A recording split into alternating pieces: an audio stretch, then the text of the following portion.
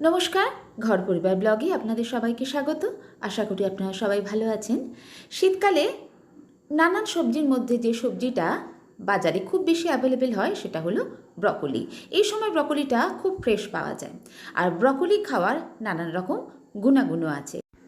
তাই শীতকালে মাঝে মাঝে এরকম ফ্রেশ ব্রকোলি আমরা রান্না করে নিতেই পারি। ব্রকোলি দিয়ে নানান রকম রেসিপি করা যেতে পারে। আজকে যে স্পেশাল রেসিপিটা আপনাদের সঙ্গে শেয়ার করছি, সেই রেসিপিটা ভাত, রুটি, পরোটা সব কিছু দিয়েই খেতে কিন্তু দুর্দান্ত লাগে। তাহলে রেসিপিটা অবশ্যই পুরোটা দেখবেন, আর রেসিপিটা ভালো লাগলে একটা লাইক আর শেয়ার করার অনুরোধ রইল। আজকে বানাচ্ছি ব্রকোলি দিয়ে একটা দারুণ টেস্টি স্পেশাল রেসিপি। আমি এখানে একটা মিডিয়াম সাইজের ব্রকোলিকে এইভাবে ছোট ছোট করে টুকরো করে কেটে নিয়েছি। এবার ব্রকোলিগুলোকে ভালো করে ঠান্ডা জলে ধুয়ে নিচ্ছি। ব্রকোলি রান্না করার সময় কয়েকটা বিষয়ের দিকে নজর দেওয়া অবশ্যই প্রয়োজন, যাতে ব্রকোলির থেকে আমরা ঠিক ঠিক উপকারিতাগুলো পাই। এছাড়াও ব্রকোলি বেশিক্ষণ ধরে রান্না করলে এর টেস্টটাও অনেকটাই চলে যায়। তাই ব্রকোলিটা সেই রকমভাবে রান্না করতে হবে যাতে এর টেস্টটাও ঠিকঠাক থাকে আর এর থেকে বেনিফিটটাও পাওয়া যায়।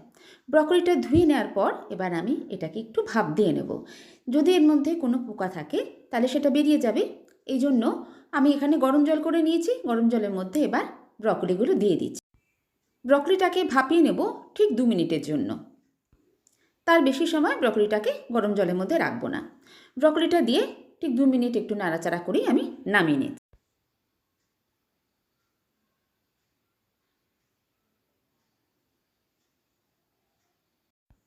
ব্রকোলিটাকে জল ঝরিয়ে নিয়ে এবার ব্রকোলিটাকে ভাজবো। আমি একটা ফ্রাইং প্যান দিয়েছি। ফ্রাইং প্যানের মধ্যে 2 চামচ মতো তেল দিয়ে নিয়েছি। আমি সর্ষের তেলে রান্নাটা করছি। ব্রকোলিটাকে এবার হালকা করে একটু তেলে ফ্রাই করে নেব।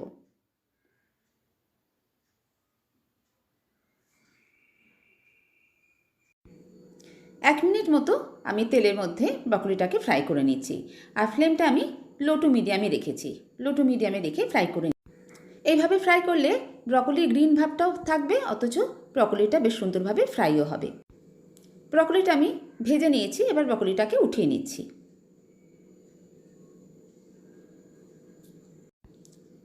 ওই সেম ফ্রাইং প্যানে আমি আরেকটু তেল দিয়ে নিলাম।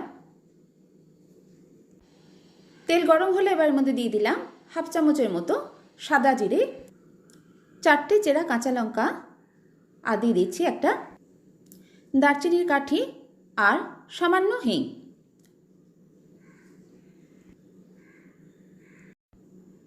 ফোড়নটা আবার ভেজে নিচ্ছি যতক্ষণ না এর থেকে ভালো একটা গন্ধ বেরোয়। ফোড়নটা ভাজা হয়ে গেলে এবার এর মধ্যে দিয়ে দিচ্ছি বেশ খানিকটা পেঁয়াজ কুচি। পেঁয়াজটা ভেজে নেব।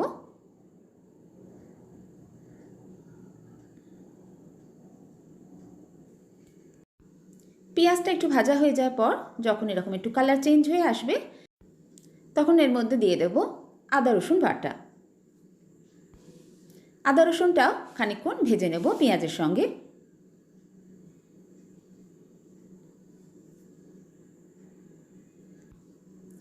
আদা রসুন আর পেঁয়াজ এখন সুন্দর ভাজা ভাজা হয়ে গেছে। এবার এর মধ্যে দিয়ে দিচ্ছি একটা টমেটো বাটা। আমি এখানে একটা বড় সাইজের টমেটোকে বেটে নিয়েছি। টমেটো ছোট হলে এখানে 2টো টমেটো ইউজ করবেন। টমেটোটা দেওয়ার পর এবার আরও খানিকক্ষণ আমরা টমেটোটাকে ভেজে নেব বা কষে নেব। প্রায় 1 মিনিট মতো টমেটোটাকে আমি হাই ফ্লেমে রেখে রান্না করে নিয়েছি। এবার এর মধ্যে দিয়ে দিলাম 1 বাটি পরিমাণে কড়াইশুঁটি। কড়াইশুঁটিটা যেহেতু আমি ফ্রেশ ইউজ করলাম এই জন্য এই সময় কড়াইশুঁটিটাকে দিয়ে দিলাম। আর এই সময় আমি দিয়ে দিলাম নুনও। কড়াইশুঁটিটাকে টমেটোর সঙ্গে ভালো করে মিশিয়ে দিয়ে এবার একসঙ্গে সব কিছু রান্না করে নেব। এতে টমেটোটাও কষা হয়ে যাবে আর কড়াইশুঁটিটাও সিদ্ধ হয়ে যাবে। এইভাবে খানিকক্ষণ রান্না করে নেওয়ার পর ফ্লেমটাকে একদম কমিয়ে দিয়ে একটা ঢাকা দিয়ে 2 মিনিট রান্না করে নিচ্ছি। ঢাকা দিয়ে 2 মিনিট রান্না করে নেওয়ার পর আমি একবার ঢাকা খুলেছি। এখনই এই সময় আমি কিছু গুঁড়ো মশলাও অ্যাড করে দেব, তাতে গুঁড়ো মশলাটাও একসঙ্গে কষা হয়ে যাবে। একবার আমি একটু নাড়িয়ে চাড়িয়ে নিলাম। নাড়িয়ে নিয়ে এবার এর মধ্যে দেব প্রথমে হলুদ গুঁড়ো, হাফ চামচ জিরের গুঁড়ো, ধনের গুঁড়ো। ধনের গুঁড়োটা আমি জিরে গুঁড়োর থেকে একটু বেশিই দিলাম, প্রায় 2 চামচের মতো ধনের গুঁড়ো আমি ইউজ করলাম। আর দিয়ে দিলাম কাশ্মীরি লঙ্কার গুঁড়ো। সব মশলাগুলো এবার একসঙ্গে কষে নেব।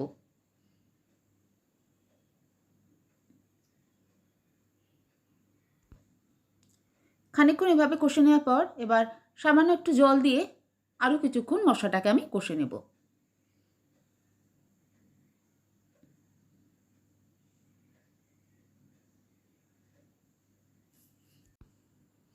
একটু সময় নিয়ে মশলাটাকে ভালো করে কষে নিচ্ছি, যাতে মশলাটাও ভালো করে কষা হয়ে যায় আর কড়াইশুঁটিটাও সুন্দরভাবে সিদ্ধ হয়ে যায়। এখন দেখুন সব মশলা ভালো করে কষা হয়ে গেছে। ঠিক এইভাবেই মশলাটাকে সুন্দর করে কষে নিতে হবে। মশলাটা যখন ঠিক এতটাই কষা হয়ে যাবে, এবার এর মধ্যে দিয়ে দেবো আমাদের ভেজে রাখা ব্রকলিগুলো। ব্রকলিটাকেও এবার সমস্ত মশলার সঙ্গে কষবো।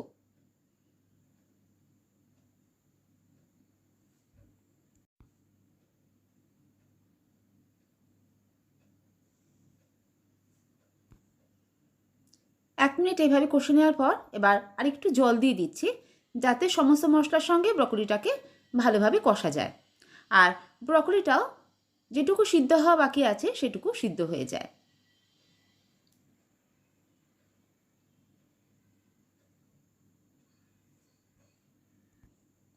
লো টু মিডিয়াম ফ্লেমে রেখে ব্রকলিটাকে আমি সমস্ত মশলার সঙ্গে এইভাবে কষে নিচ্ছি। এইভাবে কষতে কষতে ব্রকলিটা নরম হয়ে যাবে। ব্রকলিটা আমি ঢেকে রান্না করব না, তাহলে ব্রকলি কালারটাও কিন্তু চেঞ্জ হয়ে যাবে।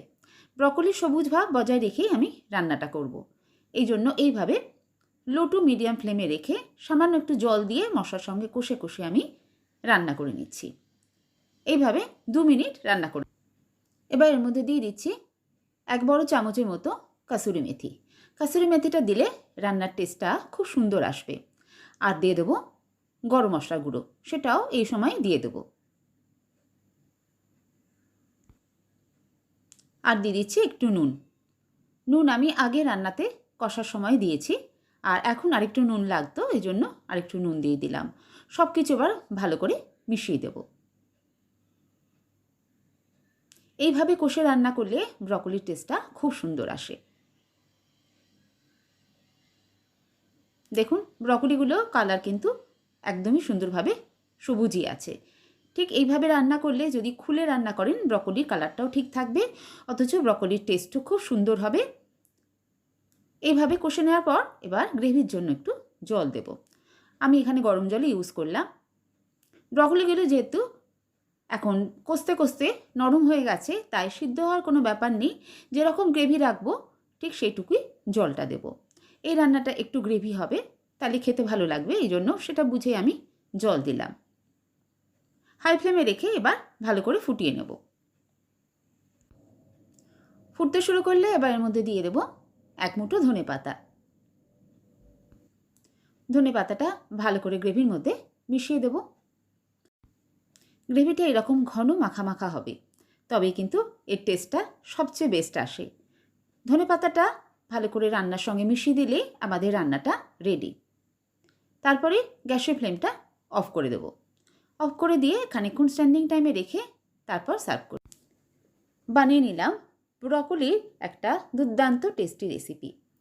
ব্রকলির রেসিপিটা খেতে এতটাই ভালো হয় যে এটা আপনি ভাত দিয়েও যেমন খেতে পারবেন, তেমনি রুটি বা পরোটার সঙ্গেও সার্ভ করলে সেটা খেতে অসাধারণ লাগবে। এমনকি এই রেসিপিটা ফ্রাইড রাইসের সঙ্গেও খেতেও বেশ ভালো লাগে। রেসিপিটা অবশ্যই একবার বাড়িতে ট্রাই করে দেখবেন, আশা করছি আপনাদেরও ভালো লাগবে। আর ভালো লাগলে একটা লাইক আর শেয়ার করে দেবেন, আর আমার চ্যানেলকে সাবস্ক্রাইব করে আমার চ্যানেলে বন্ধু হয়ে আমার পাশে থাকবেন। সাথে থাকা বেল আইকনটাকেও প্রেস করে নেবেন, যাতে আমি যখনই কোনো ভিডিও আপলোড করি সেটা আপনার কাছে সরাসরি পৌঁছে যায়। আমার চ্যানেলে এরকম নিত্য নতুন রেসিপি আপনি পেয়ে যাবেন, তাই অবশ্যই ফলো করবেন আমার চ্যানেলের রেসিপিগুলো।